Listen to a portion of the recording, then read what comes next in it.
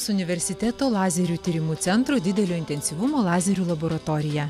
Čia kuriami ypatingų parametrų lazeriai, kurie pasak mokslininkų atveria kelią į naujojo mokslo atosekundžių tyrimus, leisančius įsiskverbti ne tik į molekulių, bet ir atomų vyksmus. Pagrindinė tokių perspektyvinių taikymų kryptis tai yra skaičiavimo technika. Kompiuterių greičiai baigėsi, sparta, jų baigėsi sotinti. Reikia ieškoti naujų galimybių. Supratę, kas vyksta atomo lygmenyje, atsiranda naujos galimybės. Kita kryptis – biomediciniai taikymai. Kuo anksčiau diagnozuoti, sakysim, vėžinius pakitimus, dar tada, kada liga dar nepažengus, o tik tai pačioje užuomazgoje. Iš kitos pusės terapija.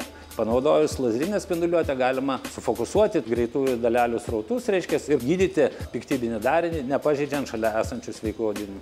Patikimų aukštųjų technologijų kūrimo procesas trunka dešimtmečius.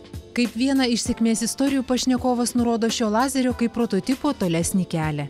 Dvi Lietuvos lazerių gamintojų įmonės kartu prieš 2 metus laimėjo konkursą skirtą įrangai gaminti vienam iš ES kuriamų 3 galingų lazerinių centrų.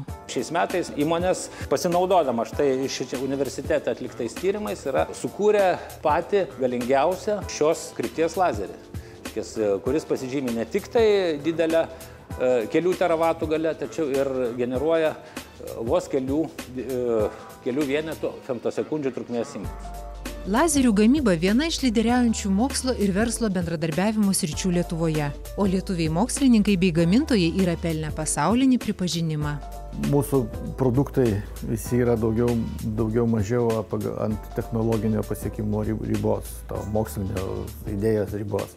Ir visos tos idėjos ateina iš mokslinio laboratorijų. Ir mes skaitom straipsnius, dalyvaujam konferencijose ir kai ką nors naujo įdomaus sužinome, mes su tais mokslininkais pradedam bendrauti, bendradarbiauti. Arba kitų mokslininkų prašom, kad jie patyrinėtų ir sukurtų kažką tai tokio. Mūsų verslas yra naujausia technologija. Tai šitoje vietoje, nes jeigu tik tai mes atsiliksim, viskas iš mūsų, mes būsim niekam nebeįdomus. Istoriškai lazerius mokslininkams kūrusi įmonė ir šiandien gamina produkciją ne tik pramonės įmonėms, bet ir garsioms pasaulio mokslo įstaigoms kaip kad NASA, Nacionaliniai aeronautikos ir kosmoso administracijai. Apie galimą duoti naudą nuolatos galvoja ir mokslininkai vykdydami mokslinius tyrimus. Darydami darbus mes galvojame, ar tas bus pritaikyta kada nors, ar ne, kokie šansai tam yra pritaikyti.